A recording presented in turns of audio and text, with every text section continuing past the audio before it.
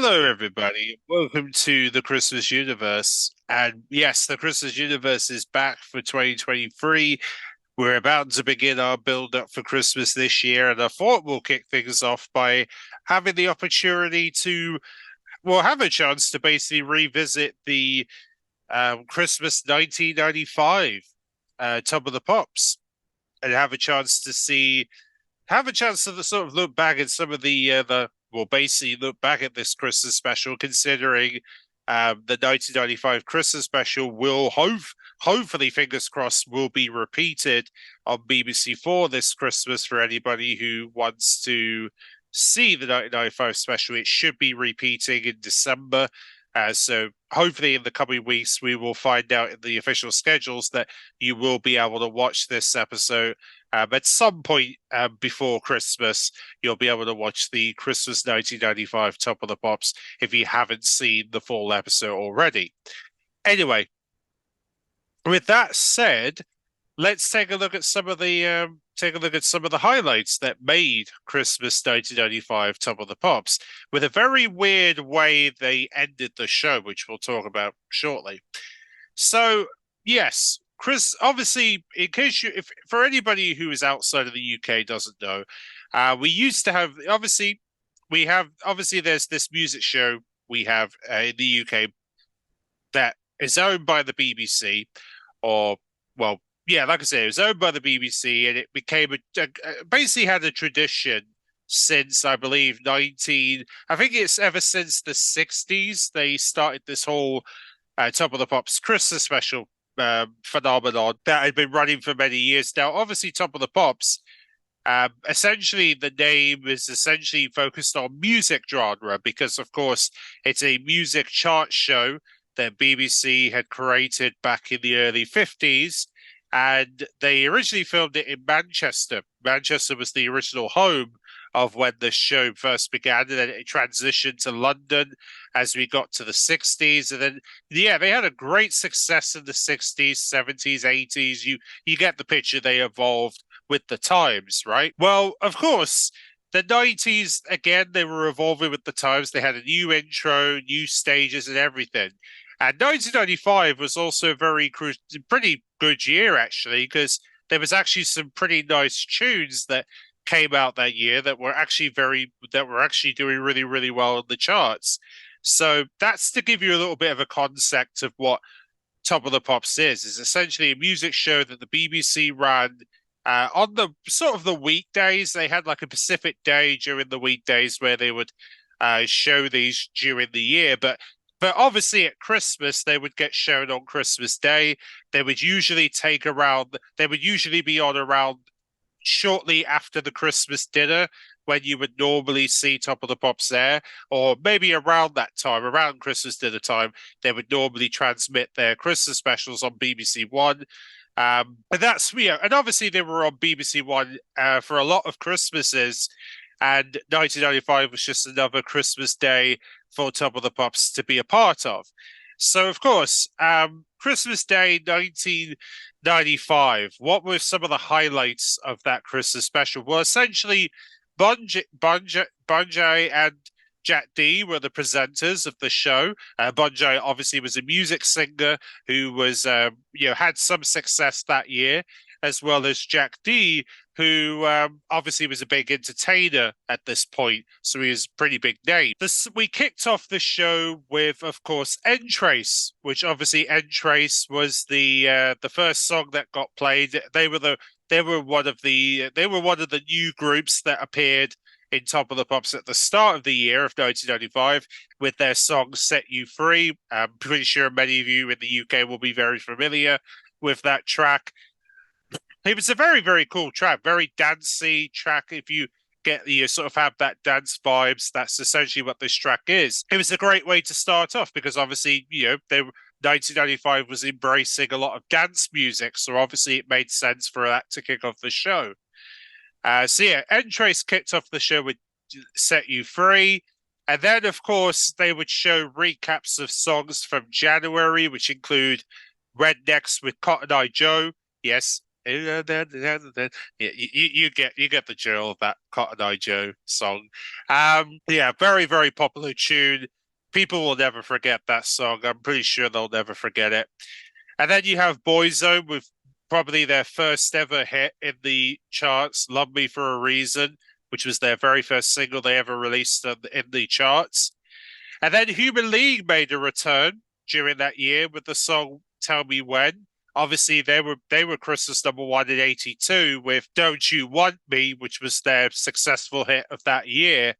So yeah, it was pretty crazy to think that Human League were returning in 1995, but yeah, they did a song "Tell Me When." Somewhat was a yeah, even though it didn't get to number one, at least it got some recognition when it was around. Anyway, then we move on to the next performance in the studio, which obviously was Annie Lex's "No More I Love Yous," which was a number one hit during that year. And of course, obviously Annie Lennox is very, very popular for her ballads and stuff, and she was a part of a group before she became a solo artist. Obviously, she was a part of a group in the 80s and then eventually transitioned into solo as we headed towards the 90s. So this was like a big one of her big hits in her solo career. And then we have and then of course they show highlights of the Perfect All Stars with "Reach Up, Papa's Got a Brand New Pig Bag." Yeah, it's a bit of an unusual track, but I'm sure many of you will probably remember it. And then of course you got MN8, who were sort of a very they were a very I guess you could say they were a very popular boy band with their song "I've Got a Little Something for You." Of course, the only reason, well, mind you, they were eye candy for the ladies, pretty much. That was the main reason why MN8 were there, because girls liked them, obviously. Celine Dion, "Think Twice." Obviously, Celine Dion obviously started to become a major hit as we got into 1995. "Think Twice" was one of her number ones. In fact, this was the year where she was able to get essentially her first number one, because I don't think Celine Dion actually got a number one the year before. So this was essentially her first year of being on top of richly being a number one hit in the UK, which was pretty nice. And then, of course, we have Take That obviously with "Back for Good." Obviously, this was during the time when obviously that whole scenario with Robbie Williams came into play around this time, which was also unfortunate because essentially that whole scenario happened I believe it roughly happened during the summer of 1995, when that whole situation with Robbie Williams leaving the group. Obviously, this performance they did on Christmas Day of 1995 only features features them without Robbie. So obviously earlier in the year they did it with Robbie. When they redo the performance at Christmas, there's no Robbie because of that whole thing that was going on between Robbie and the boy and obviously the group Take That. And then, of course, they showed off a music video for Cher, Christy Haynes, and Nero Cherry. For obviously Nino Cherry, obviously a part of the Pretenders, which was a big group, obviously, with Eric Kappa, who also was a part of that for a song called "Love Can Build a Bridge," which was also a number one that year. And then we have Alex Party with "Don't Give Me Your Life," which was also another dance tune that was a successful dance tune for that year. And then you've got Out of Here Brothers with "Don't Stop Wiggle Wiggle." That was one of their big hits for the year. And then, of course, Boyzone would finally come to the studio to perform "Key to My Life," which was their second of their big hits of that 1995. And I believe I believe this was essentially their another number one, or I believe their first or second number one of that year for Boyzone. And then we have Oasis with "Some Might Say," which was obviously their number one hit of the summer, one of their number one hits for that year, because Oasis had about three lots of number ones that year. This was the first of them, "Some Might Say." And then we have Tina Area with "Chains." That was a big hit for her that year. Bryan Adams, "Have You Ever Really Loved a Woman?" I guess you could say this was a big hit. in some regard, even though it wasn't technically number one, but it still was big enough. And then we have Robson and Jerome, Unchained Melody. This was a big hit of the summer as well that year. Robson and Jerome were a massive deal in 1995, so much so that they would end up getting a TV series on ITV for Christmas that year. So they were such a big deal that they had their own series, and that's where the music video for I Believe came from. So just want to put that out there. And then, of course, the next tune is it's one of those tunes really where obviously it's all about the instruments. There isn't really any singing in it. It's called Garner Lane. If you by Petra Parrott and his orchestra, you might remember it. The tunes exactly. It's one of those tunes really. It's all about the sort of the instruments they were using, because obviously it kind of feels like it's taken from Mexico, the way it sounds. It has that sort of Mexican feel to it.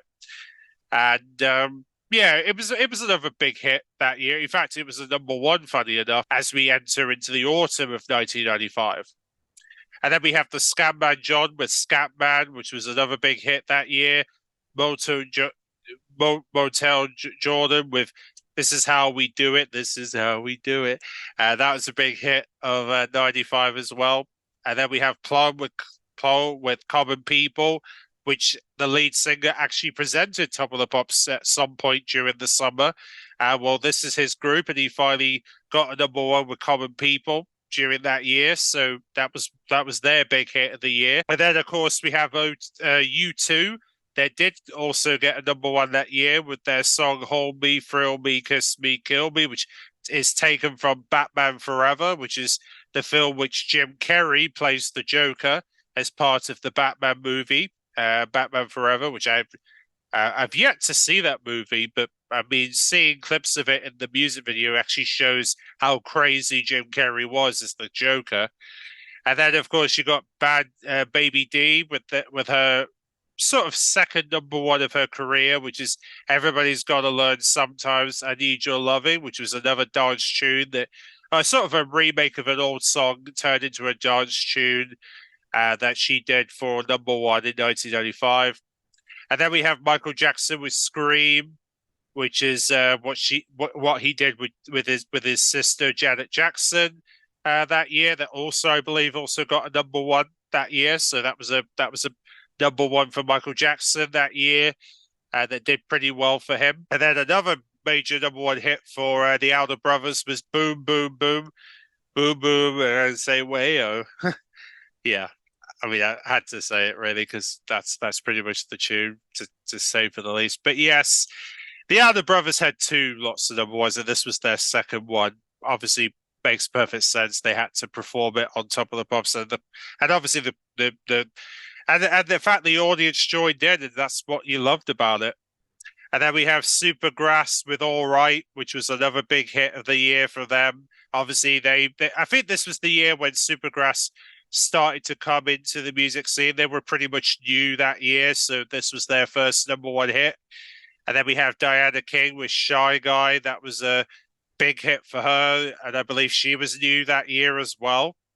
And then we have Take That, Never Forget. That was their second number one of 1995, which was a big deal for them, of course. And then we have Blur with Country House. This was their big number one hit of the year for Blur. And then we have Oasis with their second number one of the year, Roll With It.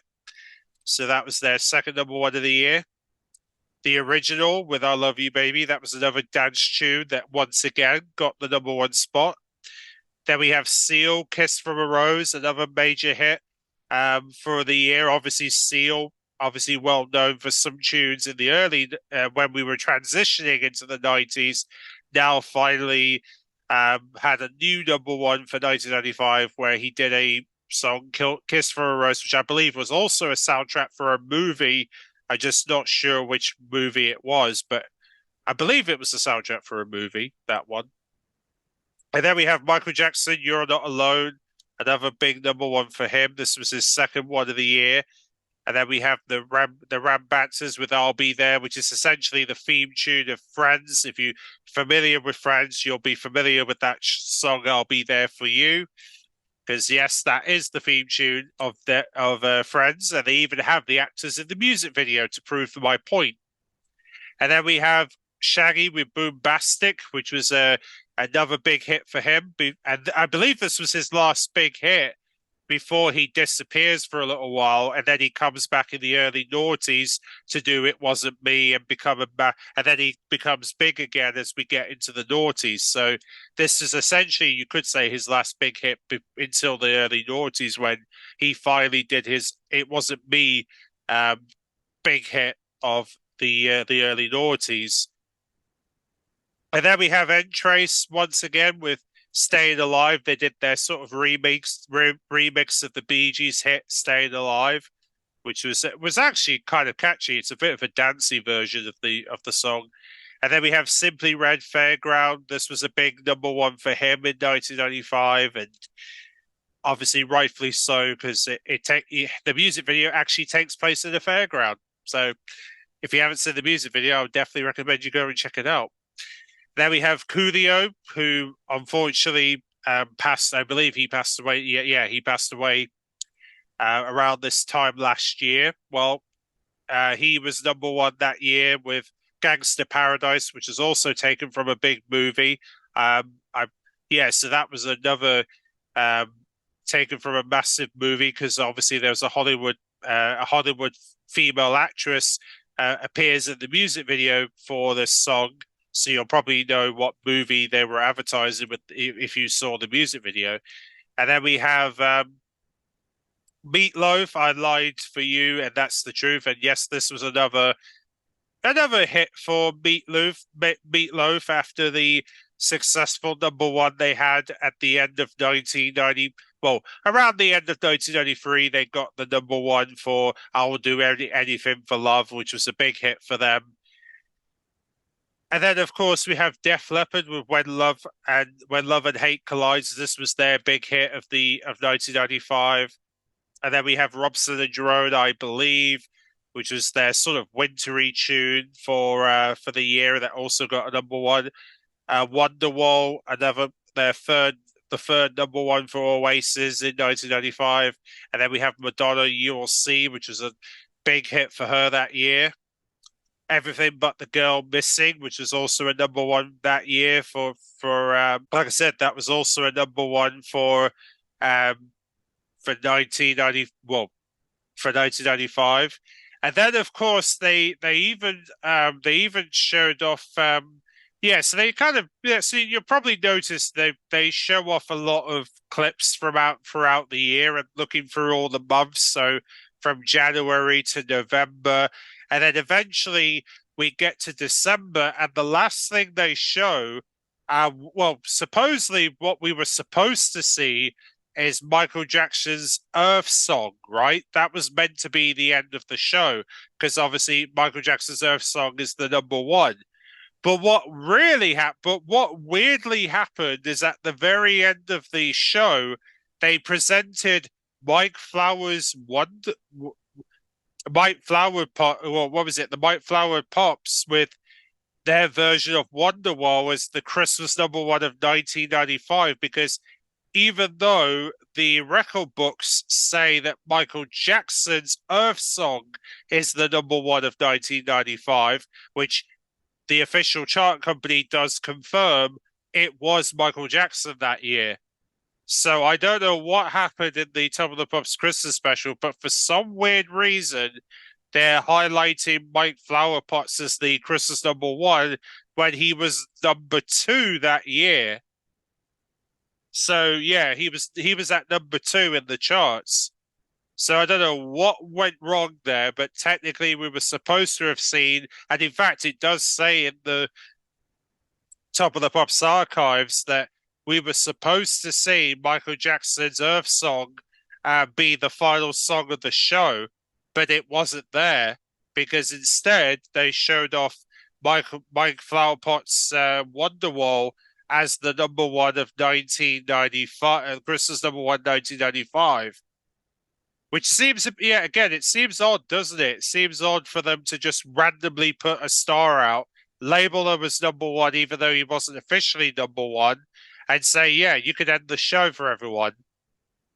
Yeah, I just thought it was a bit bizarre why they picked him as the number one when technically it was Michael Jackson who got the number one because Radio One that year, that Christmas was highlighting Michael Jackson as the Christmas number one. So technically, they were supposed to show Earth Song from Michael Jackson, and they chose not to for some weird reason. So I don't know what happened. I honestly do not know what happened in that episode, but clearly something went wrong where they randomly said that it was here, Mike Flowerpot's band rather than Michael Jackson. I don't know what happened there, but they literally went with it and just pretended like, hey, we won the Christmas number one, even though we didn't technically win because Michael Jackson beat us in the actual chart. So I don't know what happened. I honestly do not know what happened that day, but clearly some sort of scripting error happened, and it ended up being caught. It ended up being shown on screen, and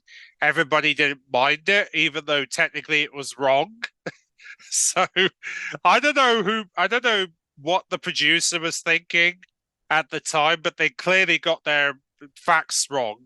It was supposed to be Michael Jackson's Earth Song, and they chose Mike Flowerpot as the ending song of the show, which why? I don't know. I honestly don't know. I mean, it's in the recording books now, so they can't change it because it's already been recorded, and it's obviously it's now been archived, so now that's going to remain, and that's going to be shown to everybody on BBC4 this Christmas, and people are going to be looking at it and be like, "Wait a minute, isn't Michael Jackson's Earth Song meant to be shown?" Well, technically, yes, but for some reason they're giving him the spotlight at the end of the show, the Mike Flower Pots guy. So yeah, like I said, don't know what happened there. I think there was some kind of an error, and they just went with it. So okay, regardless of that error, I actually thought this Christmas special was actually kind of fun because it was great to relive some songs that I recognize, like Cotton Eye Joe to um, you obviously take that songs like Back for Good, Never Forget, Oasis, some might say, Blur, Common People, obviously Michael Jackson's Scream, Baby D. It was great to hear that tune. I may have never heard it because I was too young at the time, but it was such a catchy tune. And then obviously Garland, because I think I remember hearing this song a bit throughout that year. The Scam Band, I never heard that. Multi-Joe, This Is How We Do It. Blur Common People, obviously, I've heard that multiple times. All Right, Supergrass, obviously, I've heard that multiple times. So yeah, there's a couple of songs I've recognized from the past, and then some songs that I've seen in here that piqued my interest, really. And it was really nice to hear some tunes from the past that I haven't heard in some time, and it was because of this that it kind of set up my Spotify playlist, and I love it. And some of these tunes are actually a part of my Spotify playlist, which is quite nice. So essentially, that is what made Christmas 1995 for Top of the Pops, and it's kind of like I said, it's kind of crazy that in 20 it's crazy to think that they, even though they did a slight error at the end with the Christmas number one part, the rest of the show is great. It was great to see these performances. And obviously, I've been, watching the 1995 repeats. It's great to see them in full length. And then obviously you get to see repeats of them slightly as part of the Christmas special, which is quite nice, even though some of them don't get enough for you only see little portions of the segments that they showed in the regular Top of the Pops episodes throughout that year. So it's yeah, 1995 was such a great year for music. I feel like it was like a great year for music in the 90s, and it kind of makes me miss those times. Really, I kind of miss those times in the music industry where there was a lot of when you had like original music, because many of the musics today are just sort of like sort of re trying to like rehash old songs from the 90s and try to make them all dubstep and stuff, and I just hate that concept. And it just, even though sometimes it works, sometimes, yeah, like I said, sometimes it works, but now for the rest of the time it doesn't really do very well. So that's why I'm kind of not, I just don't see like any success around that area really. But regardless though, 1995 Christmas Special was a really, really good show, and I hope, and I'm really looking forward to seeing them, BBC Four repeat the 1996 Christmas Special at some point. Well, luckily next year we're going to get that, and then obviously 1997 as well. We're going to be getting repeats of that along with its Christmas special, and then obviously I'll be able to watch the night. They'll be able to start repeating. I'm hoping they're going to repeat the 1999 Christmas special this year because I really haven't seen it before, and I would love to see it. Obviously, Cliff Richards is part of that one, obviously, because he's a big, he makes a return for the Millennium, and then also because of you got Ricky Martin in there, and there's a couple of songs from that era of Top of the Pops that I would love to hear again. And then I would love to see the early noughties Top of the Pops as well. I mean, I haven't had the chance to see that because they haven't repeated it, but it'd be nice to see some of these Top of the Pops come out on DVD at some point because I mean, it'd be nice to have like some of the maybe they do like some sort of like a series of box sets where you can be able to get your hands on classic episodes of Top of the Pops. I would love that to be a thing in the media world. I mean, it would be so cool to see more of that across. So I'll be able to have a way to watch the 90s episodes of Top of the Pops, even when they're not on BBC iPlayer. I think that will be really cool.